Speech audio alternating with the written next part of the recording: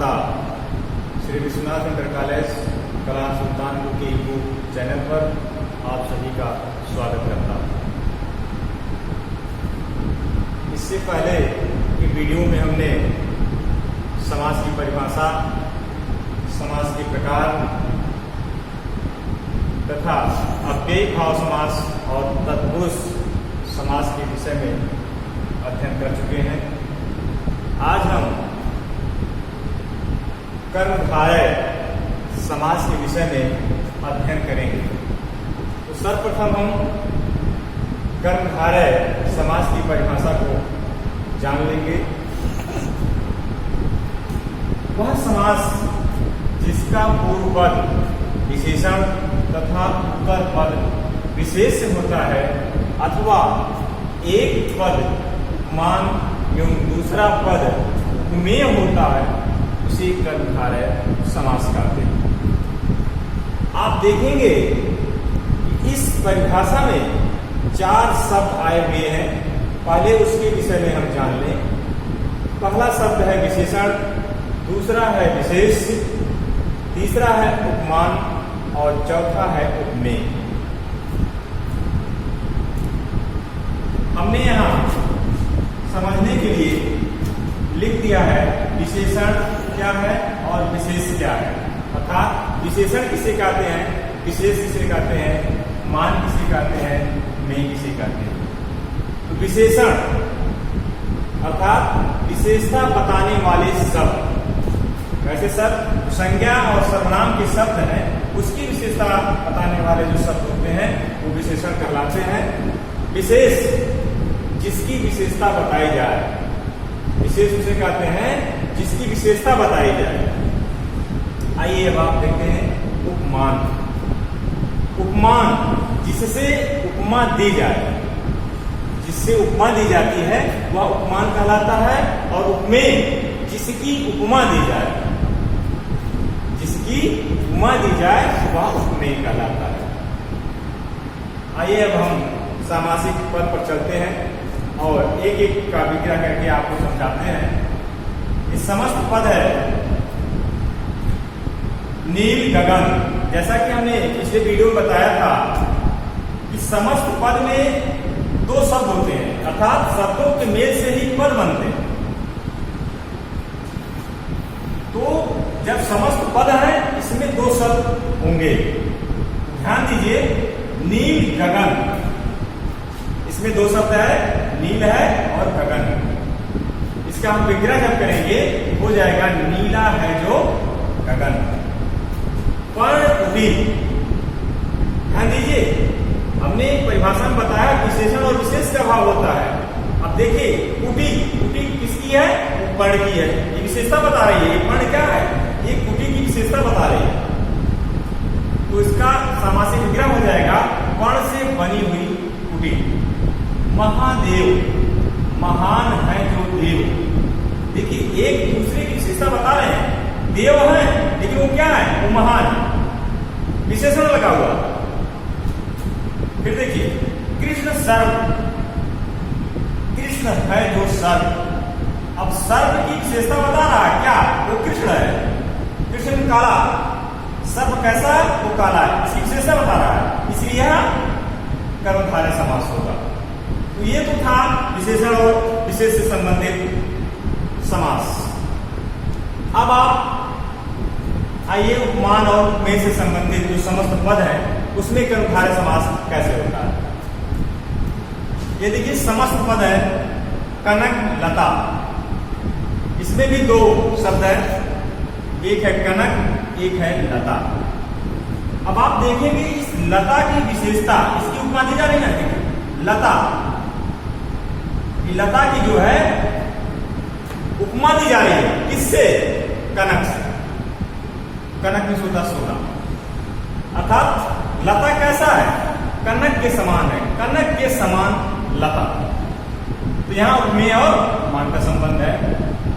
ऐसे जो समस्त पद आते हैं तो ये कोई जरूरी नहीं है कि हर में उपमान पहले आए और उपमेय बाद में आए। ऐसा भी होता है कि कभी कभी उपमेय भी पहले आता है और उपमान बाद में आता है।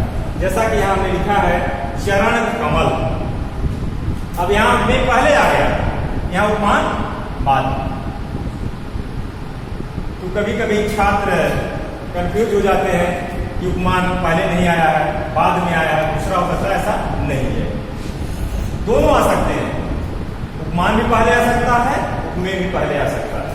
तो चरण कमल अर्थात कमल के समान चरण, घन श्याम, घन के समान श्याम, श्याम माने काला, मृग लोचन। अभी देखिए उपमेय उपमान का संबंध है, नेत्र कैसे है, मृग के समान है, मृग के समान लोचन, लोचन माने नेत्र, मृग के समान लोचन।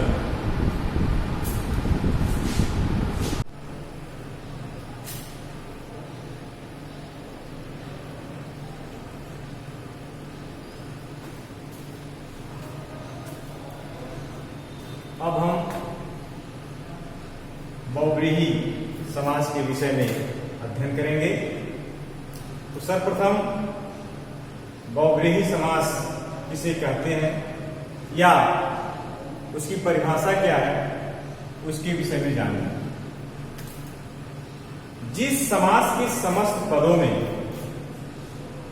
कोई भी पद प्रधान न हो, बल्कि दोनों पद मिलकर किसी तीसरे पद की ओर संकेत करते हैं, वहां बहुव्रीहि समास होता है।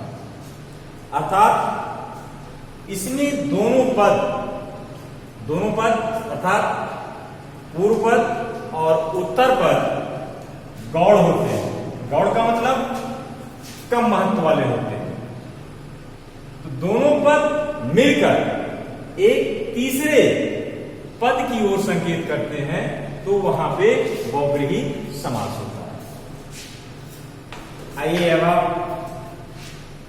उदाहरण के माध्यम से समझने का प्रयास करेंगे। जैसे हमने समस्त पद लिखा है पीतांबर। अब इसमें देखिए दो शब्द हैं, एक है पीत, दूसरा है अंबर। ये दोनों पद मिलकर एक तीसरे पद की ओर संकेत कर रहे हैं। जैसे इसका विग्रह हो जाएगा, पीत है वस्त्र जिसका, अर्थात श्री कृष्ण। यहां एक तीसरा पद निर्मित हो गया, इसलिए इसमें बहुव्रीहि समास है। गजानन,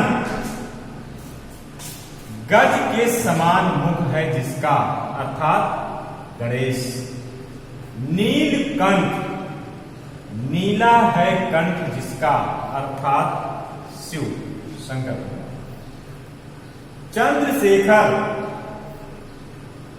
चंद्रमा सिर पर है जिसके। देखिए दोनों पद मिलकर एक तीसरे पद की ओर संकेत कर रहे हैं। चंद्रमा सिर पर है जिसके, अर्थात शिव। ध्यान दीजिएगा, कभी काल एग्जाम में या कंपटीशन में पूछा जाता है, 4 ऑप्शन रहते हैं और उसमें कर्मधारय समास और बहुव्रीहि दोनों दे दिया जाता है, तो वहां लोग कंफ्यूज हो जाते हैं कि कौन सा इसमें हम टिक सही लगाएं। तो ध्यान दीजिएगा, यदि उसमें कर्मधारय समास लिखा गया है तो वहां पे कर्मधारय समास ही होगा। जैसे पीतांबर में दोनों समास है, कर्मधारय भी है और बहुव्रीहि है। अगर दोनों ऑप्शन दिया हुआ है तो सर्वप्रथम हम वहां कर्मधारय समास पर ही टिक लगाएंगे। ध्यान दीजिएगा।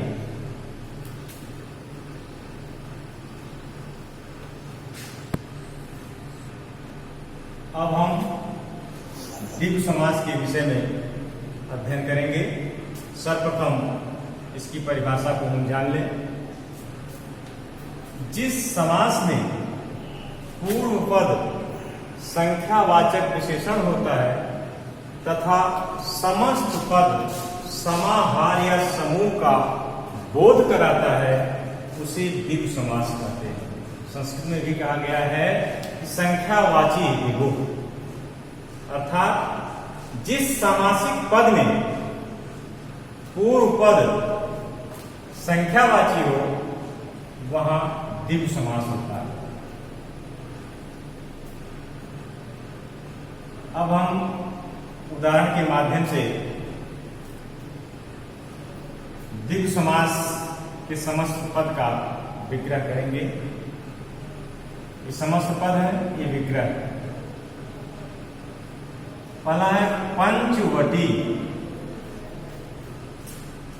पंचवटी परिभाषा में स्पष्ट है कि समाहार या समूह का बोध कराता हो। संख्यावाचक है और फिर ये मिलकर समूह या समाहार का बोध कराते हैं, तो 5 वटों का समूह। त्रिकोण 3 कोणों का समाहार। चौराहा 4 राहों का समाहार। सतसई 700 दोहों का समूह। तो आप इसमें इस समास में देखेंगे, इसमें समूह या समाहार का ही बोध होता है और पूर्व पद इसका संख्यावाची होता है।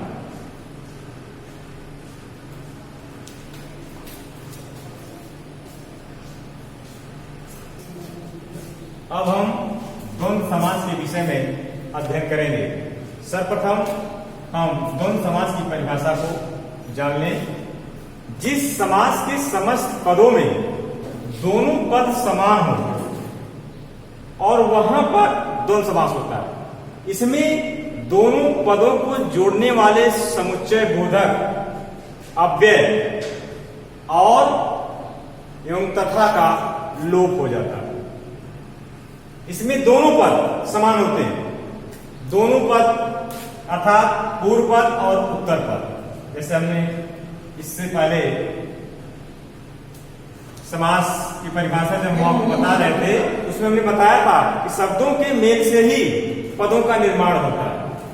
तो इसमें दोनों पद अर्थात पूर्व पद और उत्तर पद समान होते हैं, लेकिन जब उन्हें आपस में जोड़ा जाता है तो उसमें जो योजक चिन्ह होते हैं, समुच्चय बोधक अव्यय जो होते हैं, उसमें उसका लोप हो जाता है। जैसे आप देखिए, हमने समस्त पद लिखा है अन्न जल, तो इसका विग्रह हो जाएगा अन्न और जल। राजा रंग, राजा और रंग। माता पिता, माता और पिता। रात दिन, रात और दिन। पाप पुण्य, पाप और पुण्य। इसमें देखिए जो योजक चिन्ह लगे हुए हैं, जब ये इसका विग्रह करते हैं, इसमें ये समुच्चय बोधक अव्यय और आ जाता है। इसकी परिभाषा ये भी है कि 4 के द्वंद्व, जहां च छिपा हो, च का लोप हो, वहां पे द्वंद्व समास होता है। अब आप इस वीडियो में जो 4 समास बताए गए हैं, उसके आधार पर अब आप गृह कार्य नोट कर लें और इस गृह कार्य को अपने ग्रुप में लिखकर सेंड करेंगे। तो आप लिख लीजिए। पहला है मृग लोचन, दूसरा कृष्ण सर्प, तीसरा महात्मा, चौथा शुभ कर्म, 5वां मुरलीधर, 6ठा निशाचर, 7वां दशानन, 8वां पवन पुत्र, 9 राधा कृष्ण, 10 लाभ हानि, 11 है चराचर, 12 छोटा बड़ा, 13 है त्रिभुज, 14 तिरंगा, 15वां है चारपाई और 16वां है पंचवटी। तो आप कहेंगे सर ये 16 हो गया है, ऐसा नहीं है। ये 4 समास के उदाहरण हैं और इन समस्त पद का विग्रह करके आप इनके समास का नाम भी लिखेंगे और लिखकर ग्रुप में सेंड करेंगे। बाकी का अगले वीडियो में